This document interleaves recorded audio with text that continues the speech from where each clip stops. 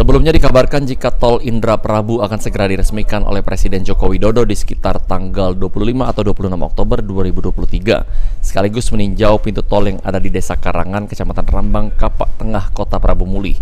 Menanggapi hal tersebut, ditemui pada Senin 23 Oktober 2023, PJ Gubernur Sumsel Agus Fatoni membenarkan jika peresmian tol Indraprabu akan dilakukan dalam waktu dekat oleh Presiden RI Joko Widodo.